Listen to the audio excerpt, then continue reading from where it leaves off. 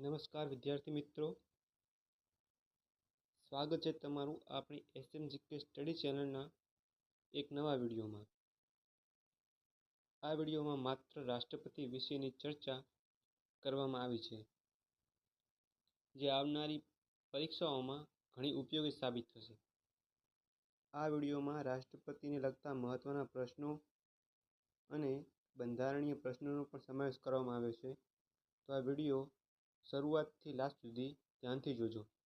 ચાલો વિડીયોની શરૂઆત કરીએ. રાષ્ટ્રપતિને લગતા તથ્યોમાં જોઈએ તો ભારતના સૌપ્રથમ રાષ્ટ્રપતિ કોણ હતા? તો આખા દેશને ખબર છે કે રાજેન્દ્ર પ્રસાદ હતા, તે પ્રથમ રાષ્ટ્રપતિ હતા. ભારતના કયા રાષ્ટ્રપતિનો કાર્યકાળ સૌથી વધુ છે? જે પ્રથમ રાષ્ટ્રપતિ હતા એમનો કાર્યકાળ સૌથી વધુ છે. તે લગભગ 12 વર્ષ સુધી રાષ્ટ્રપતિ પદ પર રહ્યા હતા.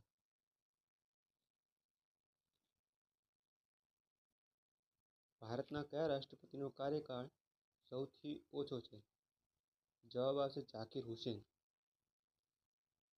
એ ત્રીજા નંબરના રાષ્ટ્રપતિ હતા. ભારતના સૌથી મોટી ઉંમરે રાષ્ટ્રપતિ બનનાર કોણ હતા?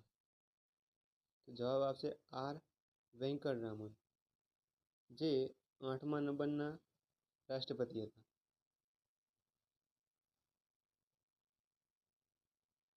ભારતના સૌથી નાની ઉંમરના રાષ્ટ્રપતિ બનનાર કોણ છે? જે વર્તમાનમાં છે દ્રૌપદી મુર્મુ.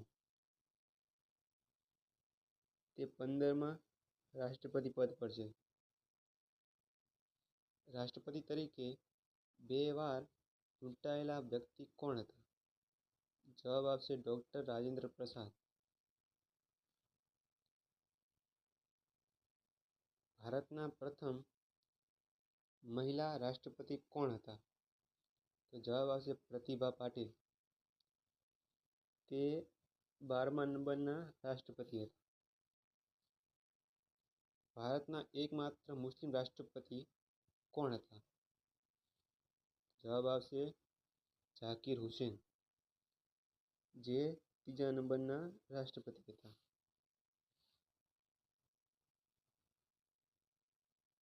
ભારતના બિનહરીફ રાષ્ટ્રપતિ કોણ હતા? તો બિનહરીફની વાત કરીએ, નીલમ સંજીવ રેડ્ડી, જે ભારતમાં 6ઠ્ઠા નંબરના રાષ્ટ્રપતિ હતા. ભારતના પ્રથમ દલિત રાષ્ટ્રપતિ કોણ હતા? જવાબ આવશે કે આર નારાયણ, જે 10મા નંબરના રાષ્ટ્રપતિ હતા. ભારતના પ્રથમ કાર્યકારી રાષ્ટ્રપતિ કોણ હતા?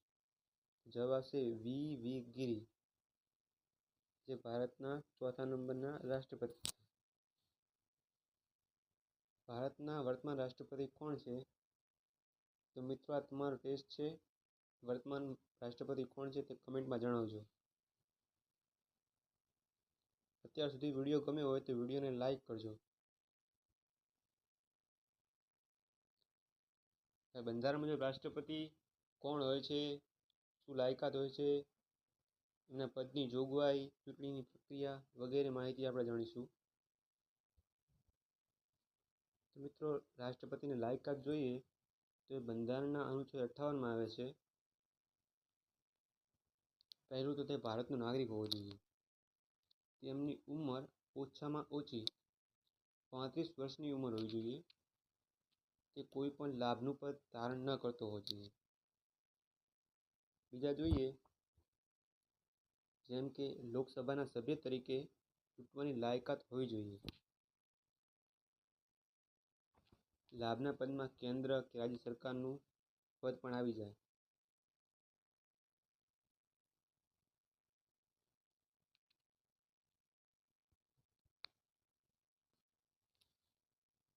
તેમની ચૂંટણીની પ્રક્રિયા જોઈએ તે બંધારણના અનુચ્છેદ 55માં આવે છે.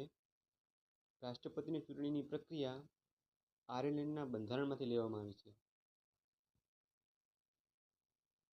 જે આપણે સરપંચ કે એમએલએની ચૂંટણી હોય એવી હોતી નથી. તેમાં નાટોનું બટન નથી હોતું. તે ચૂંટણી બેલોટ પેપરથી થાય છે. રાષ્ટ્રપતિ બન્યા પછી તેમની શપથ પ્રક્રિયા અનુચ્છેદ 60માં આપેલ છે. રાષ્ટ્રપતિને સુપ્રીમ કોર્ટના મુખ્ય ન્યાયાધીશ શપથ લેવડાવે છે, અથવા સુપ્રીમ કોર્ટના મુખ્ય ન્યાયાધીશ હાજર ન હોય તો સુપ્રીમ કોર્ટના વરિષ્ઠ ન્યાયાધીશ શપથ લેવડાવી શકે છે. તેમના પદની મુદત અથવા કાર્યકાળ જોઈએ તો તે અનુચ્છેદ 56માં આપેલ છે. બંધારણ મુજબ તેમનો કાર્યકાળ 5 વર્ષનો હોય છે, પરંતુ કાર્યકાળ પૂર્ણ થતાં પહેલાં તે ઉપરાષ્ટ્રપતિને રાજીનામું આપી શકે છે. આના સિવાય પણ કેટલાક સંજોગોમાં રાષ્ટ્રપતિનું પદ ખાલી થાય છે, જેમ કે મહાભિયોગની પ્રક્રિયા દ્વારા રાષ્ટ્રપતિનું પદ ખાલી થઈ શકે છે. રાજીનામા દ્વારા, મૃત્યુ દ્વારા રાષ્ટ્રપતિની ચૂંટણી સુપ્રીમ કોર્ટના અયોગ્ય ઠરાવે ત્યારે. રાષ્ટ્રપતિના પગાર ભથ્થાની વાત કરીએ તો તે બંધારણના અનુચ્છેદ 59માં છે અને તેમને માસિક 5 લાખ રૂપિયા પગાર મળે છે. અને તે પગાર ભારતની સંચિત નિધિમાંથી આપવામાં આવે છે અને તેમને રહેઠાણ માટે રાષ્ટ્રપતિ ભવન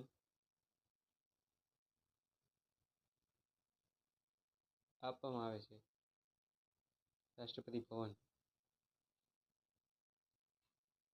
રાષ્ટ્રપતિ પોતાના હોદ્દાની રૂએ નીચેના પદોની નિમણૂક અને દૂર કરવાની સત્તા ધરાવે છે, જેમ કે વડાપ્રધાન, મંત્રીમંડળ, એટર્ની જનરલ, રાજ્યપાલો. દરેક રાજ્યના રાજ્યપાલો રાષ્ટ્રપતિ નિમે છે. નાણાં પંચ અને ભાષા પંચ. એસસી અને એસટી રાષ્ટ્રીય પંચ. રાષ્ટ્રપતિ નીચેના પદોની નિમણૂક કરી શકે છે, પરંતુ દૂર કરવા માટે વિશિષ્ટ બહુમતીની જરૂર પડે છે. ધારો કે કેગ, સુપ્રીમ કોર્ટના મુખ્ય ન્યાયાધીશ અને હાઈકોર્ટના મુખ્ય ન્યાયાધીશ, મુખ્ય ચૂંટણી કમિશનર, યુપીએસસી અને એસપીએસસીના આયોગ. એસપીસી એટલે રાજ્યમાં અલગ અલગ હોય છે, જેમ કે ગુજરાતમાં જીપીએસસી છે, મહારાષ્ટ્રમાં એમપીએસસી છે, તેવી રીતે.